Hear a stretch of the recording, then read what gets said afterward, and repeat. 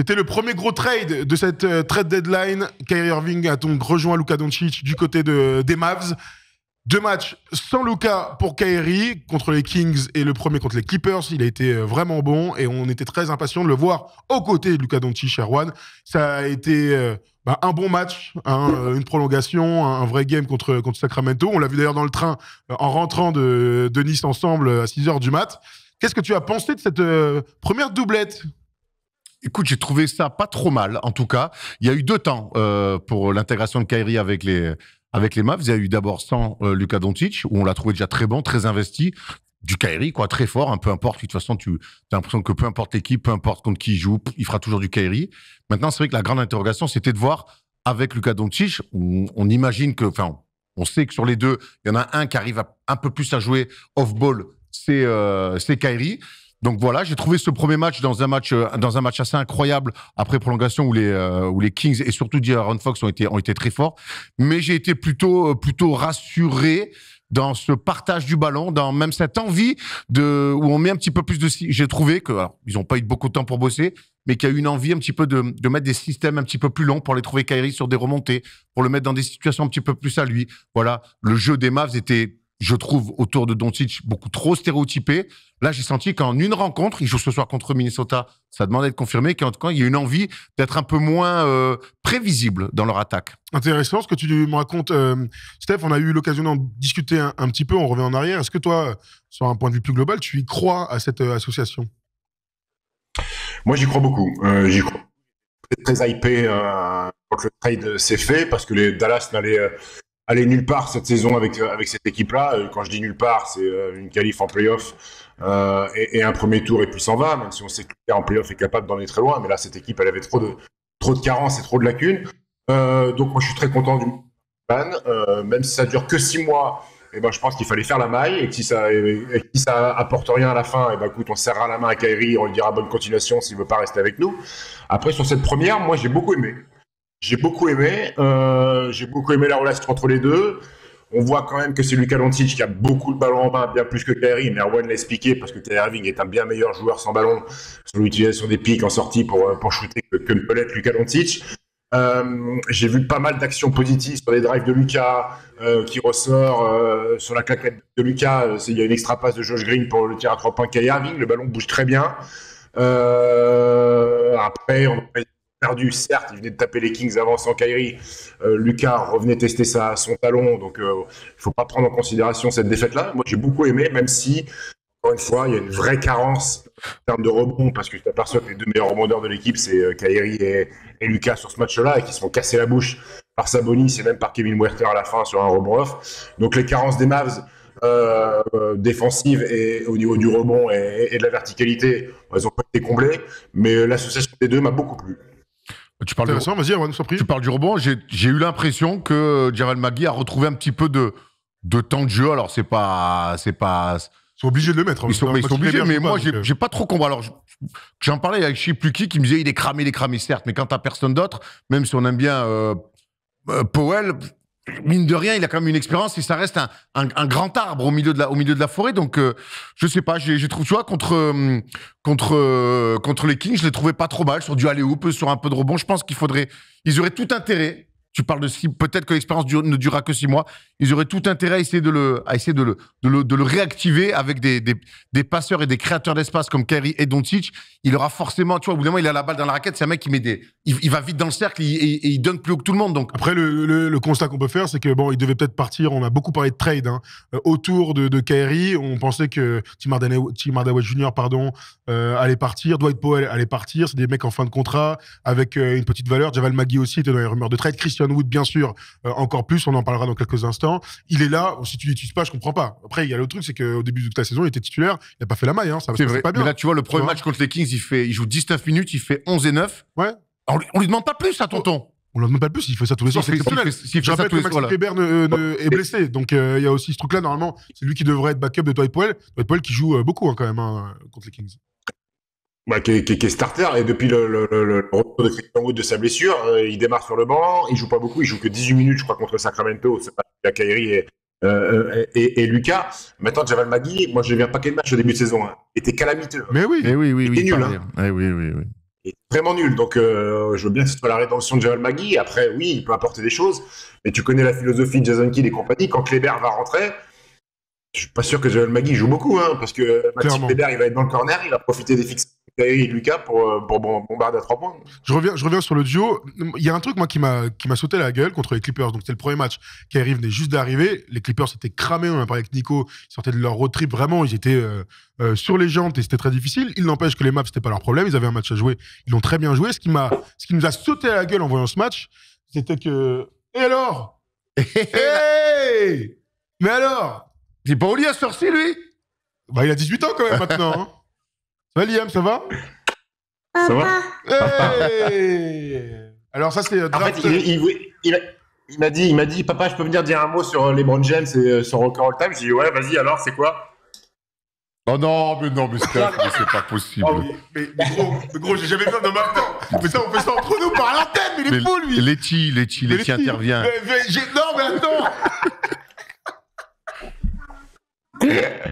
Non, mais attends. Non, mais attendez. Bravo, Steph. Bravo, on te dit bravo. Il est fou. Il est fou, ce garçon. Mais attends, mais il a vraiment fait ça, je suis choqué. Bravo, Steph. Vas-y, on passe à autre chose, parce qu'on voulait... Non, mais n'importe quoi. On revient sur les Mavs. Sur les Mavs, ce que j'essayais de dire avant cette interception de Liam. Oh, il est malade, ce mec. Il est fou, gros. Et le petit l'enfourri derrière. Il est fou, gros. J'ai jamais vu ça. Oh, putain. Bon, appelle Letty. Letty, interviens. Bah oui, maintenant, il est pas content, normal. Oh là. Bon, allez. Donc, j'essaie de dire tout à l'heure le petit, quand il va être annoncé potentiellement numéro 1 de draft, il va ressortir ses images, il va descendre début de deuxième tour, tu vas être content, gros. Avec les sous-titres. Ouais, pas instable, pas fiable. C'est un malade, putain, il est fou. Ban Twitch. Ah ouais, pas Twitch. Oh là là, putain, bon, alors... Donc, ouais, ça m'a donné chaud, quoi. Ah ouais, putain. Bon, alors, j'essaie. T'as régalé le chat. Allez, vas-y, j'essaie d'aller au bout de mon truc, ok? Ce que j'ai vu contre les Clippers, ce qu'on a vu tous, c'est que ce qui nous a sauté la gueule, voilà ce que je disais, c'est qu'ils sont passés la balle. Comme je les ai pas vus se passer la balle depuis 3 ans. Alors, il n'y avait pas Luka, mais Kyrie, il était dans un mode scoreur, bien sûr, mais de la relance. On a vu pas mal de fois Tim Hardaway Jr. monter la balle. Il jouait déjà off-ball, alors que Luka n'était pas là. Alors, ça m'a plu. Ça t'a plu? Alors, Steph, je sais pas ce que t'en penses, et Tom, tu me diras ton avis aussi, c'est que dans les nouvelles alchimies d'équipe, au début, il y a toujours cette volonté. Bienvenue, toi, je te fais la passe. Hop, je te fais la petite extra passe. Il y a toujours ça. Il y a toujours cette volonté de se passer la balle, de montrer que tout le monde est content. Et j'imagine, je me mets à la place de Tim Hardaway Jr. et même de Luka Doncic, d'être content de voir arriver un mec comme Kyrie Irving, parce que forcément, ça change le paysage. Maintenant, je veux voir comment cette équipe-là, et elle n'a pas tant de temps que ça, parce que mine de rien, il y a aussi une question qu'on va peut-être aborder, c'est d'essayer de séduire Kyrie, de se dire, eh gros, on peut gagner à Dallas et tu peux gagner avec Luka Doncic. C'est de voir aussi maintenant dans les semaines à venir, alors il va y avoir le All-Star break, mais dans les semaines et dans les mois, en tout cas avant les playoffs, d'essayer d'avoir une équipe qui déjà peut être une équipe outsider. Donc là, c'est joli, c'est mignon. Ils perdent quand même à Dallas, avec notamment, on peut revenir peut-être, et c'est un peu le petit point d'interrogation, je n'irai pas jusqu'à négatif, à Sacramento, mais déjà. À Sacramento, à la fin de match, où on a vu quand même Doncic reprendre les step back à 3 points, comme il aime bien faire, à 15 mètres, alors que c'est pas un bon choix. Donc, c'est aussi apparemment dans la difficulté. Il va falloir que les deux gagnent des matchs. Ils l'ont perdu à Sacramento, ça se joue à rien. Et sur ça, c'est pas les derniers de la saison. Hein. Ça, c'est pas le premier, pas le dernier. C'est une très bonne équipe, t'as raison. Mais voilà, maintenant, au début, on a tous envie de se passer la balle, tout le monde a le sourire, même dans la défaite. Il va falloir quand même que cette équipe-là, très vite, elle mette des briques et avec du ciment et que ça tienne. Est-ce que tu es d'accord avec ça, Steph, sur les premiers jours, premier entraînement, premier match, où tout le monde veut se faire la passe et envie de jouer ensemble, en fait? Oui. Ah, on a tous connu ça. Quand un joueur arrive dans une équipe, tu as envie de le mettre dans les meilleures conditions possibles et t'adapter à lui. Maintenant, moi, je pense que dans la durée, ça a fonctionné. Moi, quand je vois la déclat de Luka Doncic, quand il prend un tir, même si c'est pas son plus mauvais step back là pour égaliser à 3 points, il est pas cata le step back. Et quand je vois après match, quand il dit ouais, je pense que j'aurais dû jouer avec Kyrie parce qu'il était plus chaud que moi, je pense que ça va dans le bon sens. Luka Doncic, il sait qu'il y a un joueur hors norme qu'il a jamais eu avec lui depuis qu'il est arrivé à Dallas. Donc je pense que c'est un garçon plutôt intelligent et qui a cette culture de la gagne. qui va faire en sorte que Kyrie Irving s'épanouisse sur le parquet. Donc, cette bonne relation du début, je pense qu'elle va perdurer. Après, bien sûr, que le ciment dont parlait Erwan, il est fait à base de victoires. Hein. Les victoires, ça cimente beaucoup de choses dans une équipe. Après, il y a ça. On parle beaucoup de l'attaque. On sait que quand tu lâches Dorian Finney-Smith, c'est ce qu'ils ont lâché aussi. Il y a des gens qui sortent du bois. Josh Green. Josh Green, que j'aime beaucoup, qui vont aider des deux côtés du terrain. Mais j'ai quand même l'impression qu'ils vont être très short vêtus, qu'ils vont être court vêtus défensivement. Et on sait qu'en playoff, alors le jeu va se ralentir. Ça leur pose pas trop de problème. Plutôt à eux qui jouent plutôt sur un pace moyen, voire moyennasse. Par contre, défensivement, quand je vois avec toute la redistribution des cartes à l'Ouest, ils vont envoyer qui pour défendre? Ils vont devoir battre tous leurs futurs adversaires que sur des matchs d'attaque. Bon courage. Ils vont signer Justin Holiday. Hein, le troisième frère, Aaron, est sous contrat. C'est un meneur de jeu. Justin Holiday, pas Aaron. Justin le shooter. Ailier, filiforme, oui, shooter. Oui, d'accord. Ils vont prendre un ailier, c'est déjà ça. On en est là, de toute manière. Hein. Le moindre petit renforcement comme ça, c'est intéressant. Tu parlais de la fin de match. Vous avez vu l'énorme tir de Kyrie avant celui de Luka. À 45, la shoot en suspension de ouf. On a tous vu, tu t'en parlais tout à l'heure, le tir de Luka, on comprend pas trop, il y a moins 3, il reste 15 secondes, il y a clairement mieux à faire. Ça, pour moi, c'est juste des ajustements. Tu vois, l'un avec l'autre. Je condamne. J'ai vu ce qu'on lui reprochait. J'étais étonné même qu'il reprochait par moi de ce drôle de choix. J'ai dit, mais voilà, mais pour l'instant, je l'ai noté dans un coin, mais j'ai plutôt trouvé rassurant cette première entre les deux. Il y a des faits, il y a un mauvais choix dans un moment important. C'est sur le côté, on verra par la suite. Voilà. On va pas non plus tirer des conclusions, qu'elles soient bonnes ou mauvaises, trop vite. Non, ça c'est clair. On est plutôt d'accord. Est-ce que, tu vois, quand il a signé, on s'est tous dit, ils sont à poil sur les ailes, etc. Ils vont pas se renforcer de ouf avec Justin Holiday, même si c'est un bon joueur. On connaît tout ce qu'ils ont. Maintenant, Theo Pinson aussi qui est là, qui est certes limité, mais qui a un bon buffle et qui pourrait peut-être défendre sur des mecs. Je dis pas qu'il a le niveau pour s'opposer aux meilleurs, mais il a en tout cas un physique qui pourrait lui permettre de gagner des minutes. Dans cet effectif, il a un profil que personne n'a. Maxi Kleber viendra, même si c'est plutôt un grand et un pivot. Est-ce qu'en l'état, Steph, parce qu'on disait qu'on était plutôt OK, est-ce qu'en l'état, tu penses qu'ils peuvent vraiment le faire? Quand je dis le faire, c'est aller en finale de conf, aller en finale NBA. Cette année? Ouais. Je sais pas, finale de conf l'année dernière, ils sont bien allés en finale de conf. Tu vas me dire par un concours de circonstances, mais l'équipe de l'année dernière, je vois pas en quoi elle était meilleure que l'équipe là qui va terminer la saison des Mavs. Alors certes, il y avait Dorian Finney-Smith qui était capable de s'envoyer les ailiers très forts qu'il y a dans la ligue.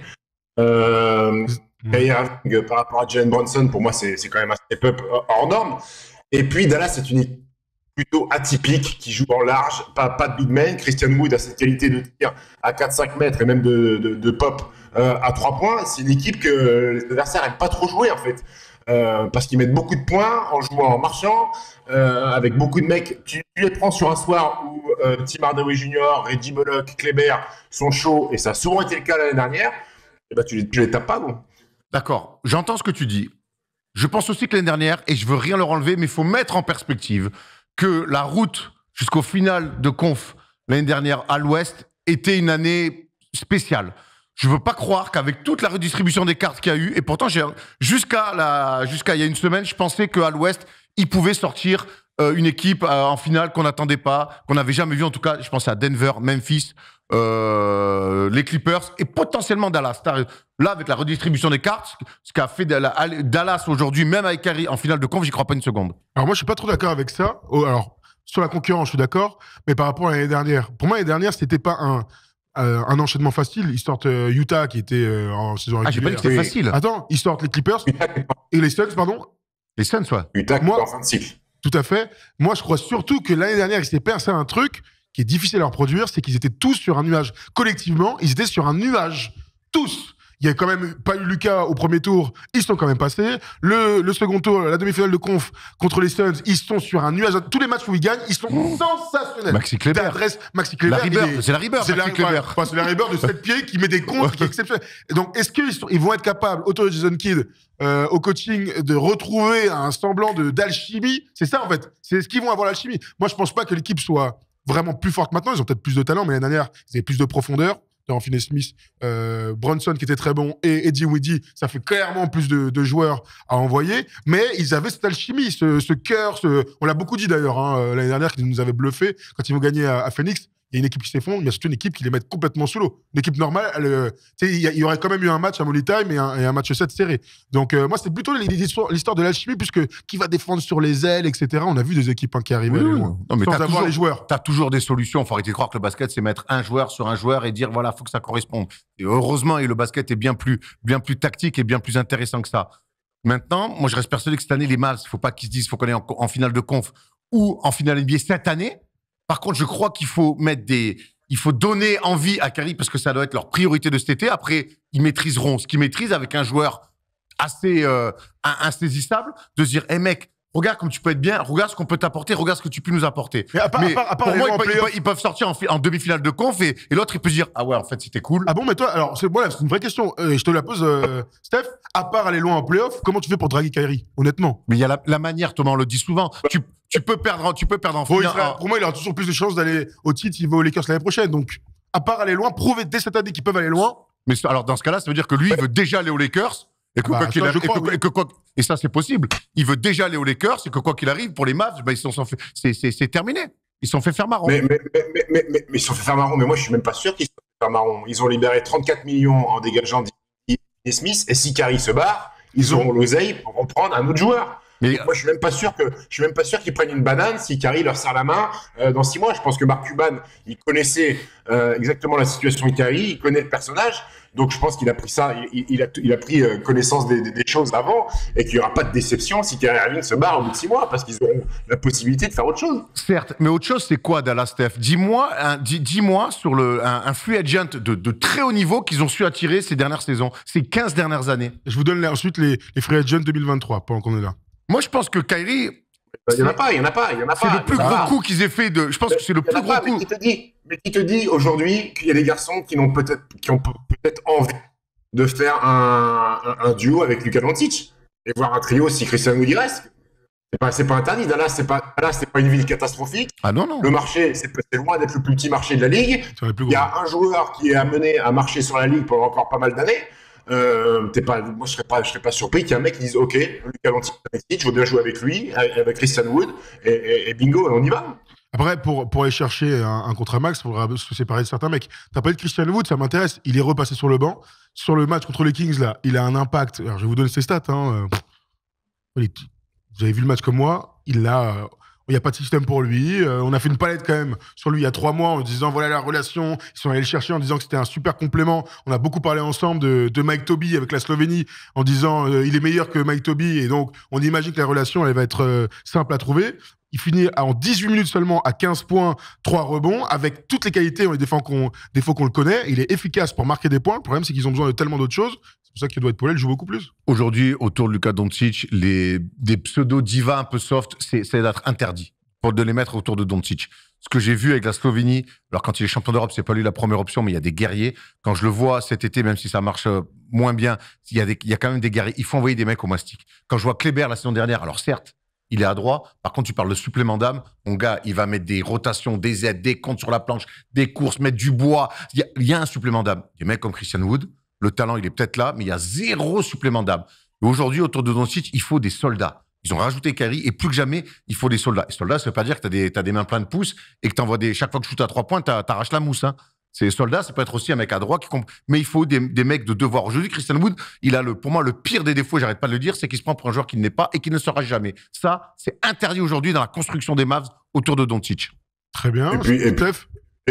Et puis c'est un mec qui a vite fait comprendre qu'il n'était pas content de son rôle quand il est arrivé à Dallas après 2 mois et demi. Il a vite fait comprendre que le banc, c'était pas pour lui et qu'il voulait être starter, qu'il voulait plus de minutes, qu'il voulait plus de munitions. Et Erwan arrête de dire qu'autour de Kyrie et Lucas sur un terrain, il y a besoin de soutien. Et c'est pour ça aussi que Dwight Powell, aujourd'hui, est starter et joue plus de minutes, parce que peut-être qu'ils ont plus besoin d'un Dwight Powell qui va au mastic, qui prend des rebonds off, qui est capable de faire du pick and dive et d'aller chercher des ballons en l'air sur les fixations de Kyrie et Luka Doncic, plutôt que Christian qui se regarde un petit peu trop jouer à mon sens et qui est un petit peu trop soft. Ça me va. On rappelle qu'il est à 14 millions de dollars cette saison et qu'il est en fin de contrat. Et on y a cru, on a donné sa chance au produit, mais bon. Pour le coup, on a même fait une palette en essayant de trouver qu'on lui filait de l'ISO sur pick and roll, on allait le chercher. Mais c'est trop open down. Aujourd'hui, Dallas, ils veulent chercher des mecs pour qu'ils l'emmènent gagner un titre. Moi, je suis désolé, quand je vois ce que fait Kevin Looney l'année dernière, le sacrifice d'Andrew Wiggins défensivement, de Gary Payton, ce que fait, comment il s'appelle, Grant Williams.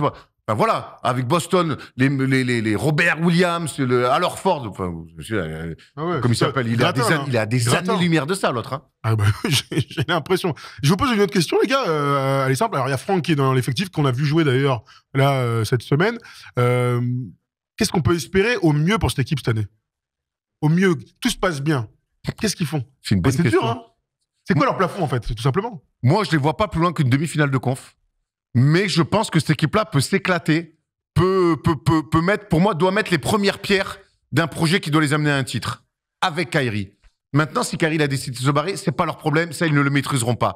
Mais en tout cas, c'est mettre les premières pierres pour re-signer Kyrie, ou, comme disait Steph, attirer des mecs en disant, putain, Dallas, grande ville, c'est cool de jouer avec Doncic et tout. Voilà. Aujourd'hui, il faut aussi, parce que c'est une question qu'on se posait, qu'une superstar autre que Kyrie, si Kyrie se barre, disent ah mais en fait jouer être à côté de Doncic quand on est une superstar, c'est aussi bon art. Tu vois, pour moi il y a ce double enjeu ou de garder Kyrie ou d'être attractif pour un super joueur.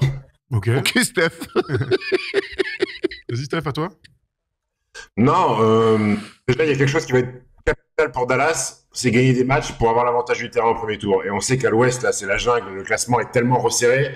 Il aurait peut-être fallu même battre Sacramento hier, ça aurait pu faire du bien pour éventuellement espérer une troisième place. Donc tout dépendra du classement. Après, espérer pour les Mavs, si ça matche bien et que tu parlais de pas de grâce l'année dernière, et moi je pense qu'ils sont capables de le retrouver.